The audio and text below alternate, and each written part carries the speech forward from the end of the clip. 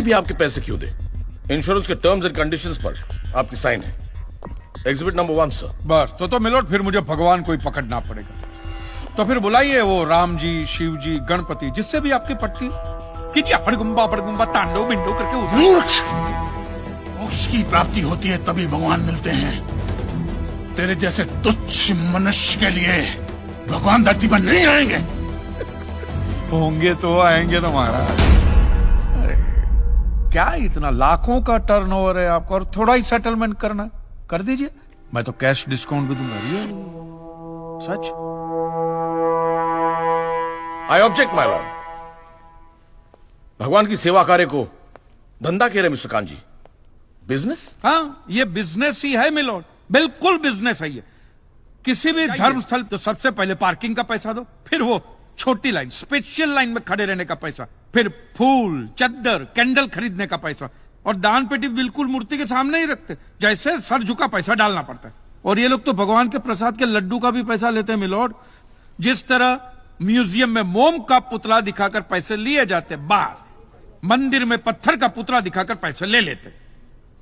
और पुजारियों की तो सैलरी भी होती है, इनकी छोटी है, उनकी बड़ी है। और आपको तो इनकम टैक्स में भी बेनिफिट है कि नहीं है? तो फिर इसमें सेवा कहां से है? और मिलोड ये तो ऐसा धंधा है जिसमें कभी भी रिसेशन नहीं, उल्टा रिसेशन में तो इन लोगों का धंधा डबल हो जाता है। हे भगवान, भाई भगवान, हो भगवान। रिलैक्स। चलो मान लीजिए कि ये लोग धंधा करते हैं, फिर भी आपको पैसा क्यों दे? इंश्योरेंस में आप प्रीमियम भरते, इसलिए आप इंश्योरेंस से पैसे मांग सकते हैं, लेकिन मंदिर वाले आपको पैसा क्यों दे? क्योंकि मैंने इनके मंदिरों में भी प्रीमियम भरे हैं महाशय। What nonsense? ये मुझे विश्वास था, आप मेरी बात का विश्वास नहीं करेंगे, इसलिए मिलोड में सारे प्रूफ साथ लेकर ही आया। ये सब रिसीट मिलोड उस प्रीमियम की है जो मैं पिछले 18 सालों से भरते आ रहा हूं, मेरी वाइफ के कहने की वजह से। ये देखिए, पहला प्रीमियम मैंने भरा था 1501 रुपये का, साउथ में बहुत बड़ा मंदिर है, उसमें मैंने पैसा। फिर ये देखिए, हर साल 1000 रुपए भर रहा हूं आपके गणपति के स्टॉल में। देखिए, उसे स्टॉल नहीं मंडप कहते हैं। मिलोड वो मेरी सासू माँ बीमार रहती थी, तो मंदिर वालों ने कहा कि 11,000 रुपया दो, पूजा कराओ, फिर देखो। तो पूजा कराई और सासू माँ टपक गई। चलो वो तो अच्छा हो, लेकिन 11,000 भी गए, वो एक भी रुपया रिफंड का नहीं दिया उन्होंने मुझे। फिर ये देखिए, ये मस्जिद का चंदा, दरगाह की चद्दर, चर्च की कैंडल, फकीर की झोली, बाबा की अगरबत्ती, माँ की चुंदड़ी, टोटल में 10-10.5 लाख रुपया इन सारी दुकानों में भर चुका हूं। बस! क्या दुकान लगा? इसे मंदिर कहते हैं, मंदिर! और मंदिर में लोग अपने परिवार की शांति और समृद्धि के लिए अपनी इच्छा से पैसा देते हैं। तो मैंने भी मेरे परिवार की शांति और समृद्धि के लिए ही पैसे भरे थे महाराज, कोई गन्ना चूसने के लिए इन्वेस्ट नहीं किए थे।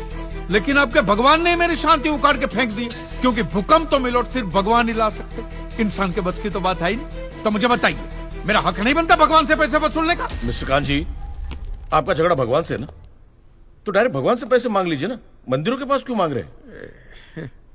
वकील साहब, आपके घर में बिजली या इलेक्ट्रिसिटी कौन सी कंपनी की आती है? रिलायंस की ना। तो घर में जब कभी भी बिजली का प्रॉब्लम होता है तो आप रिलायंस की ऑफिस में ही फोन करेंगे ना, सीधे अनिल अंबानी को तो नहीं बुलाएंगे ना। अनिल भाई आओ लाइट की, अनिल भाई आओ लाइट की। आप कहना क्या चाहते हैं? What do mean? ये जो साधु यहाँ है, ये जो पंडित जी यहाँ है, ये क्या भगवान के ऑफिसर्स है? नहीं, ये लोग ऑफिसर्स नहीं है भाई, ऑफिसर तो पढ़े लिखे लोग होते हैं। ये लोग तो देखो मुंह देखो, सेल्समैन है मिलोड, सेल्समैन। भगवान के कलेक्शन एजेंट है, क्योंकि इन्होंने भगवान की फ्रेंचाइजी ली। न्यायाधीश महोदय, ये मनुष्य नास्तिक है। जो ये कह रहा है उसका ज्ञान स्वयं से नहीं है, परंतु हम तो साधु हैं, इसे क्षमा कर देते हैं। लेकिन इस अधम पाप के लिए दुनिया इसे कभी माफ नहीं करेगी। घर से निकलना कठिन हो जाएगा अगर भगवान के विरुद्ध कुछ भी कहा तूने। मैया मोरी, ये आपको मेरी चिंता हो रही है कि मिलोड के सामने मुझे चेतावनी दे रही हैं? हमें जीव मात्र की चिंता है। तो फटाफट पैसे निकाले, बात खत्म कीजिए फिर। My Lord, this is enough. ये डोनेशन रिसीट्स है, जनरल सबमिशन। भगवान और मेरे क्लाइंट के बीच कोई एजेंसी एग्रीमेंट नहीं है। कांजी बेतु की बात कर रहे हैं। इतनी छोटी सी बात के लिए भगवान पर केस नहीं हो सकता। छोटी बात मिलोड, ये छोटी बात नहीं है। वो दुकान मेरा सब कुछ है, मेरी रोजी रोटी, मेरे बीवी बच्चों का सहारा वो दुकान है। और एक एक रुपया जोड़ के दिन रात की मेहनत के बाद मैंने वो दुकान बनाई थी। आज वहां पे सिर्फ जमीन का टुकड़ा रह गया है, वो भी कोई लेने को तैयार नहीं है। ये मंदिर वाले कहते हैं श्रद्धा से दान दो, आपका कभी बुरा नहीं होगा। और ये इंश्योरेंस वाले कहते हैं टाइम पे प्रीमियम दो, बुरा हुआ तो हम है ना। तो मैंने तो दान भी दिया है मिलोड, और प्रीमियम भी भरे, और आज दोनों के दोनों ने हाथ ऊपर कर लिए। मैं एक मामूली आदमी, मिडिल क्लास में, मेरा परिवार, मेरे बीवी बच्चे रास्ते पे आ जाएंगे। नहीं मिलोड, आपको मेरी बात इस अदालत में रखने का मुझे मौका देना ही चाहिए। और भारत का संविधान भी मुझे मेरी बात इस अदालत में रखने का हक देता है। Please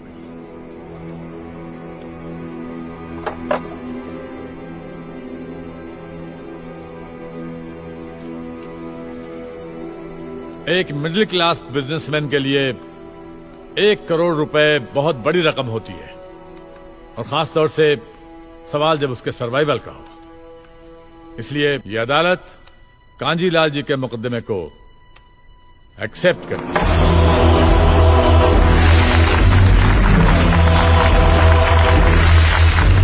silence. और सारे एविडेंस और आर्गुमेंट्स को अच्छी तरह एग्जामिन करने के बाद यह फैसला देगी कि मिस्टर कांजीलाल को इनके पैसे मिलेंगे या नहीं। अगर मिलेंगे तो कौन देगा, इंश्योरेंस कंपनी या फिर मंदिर?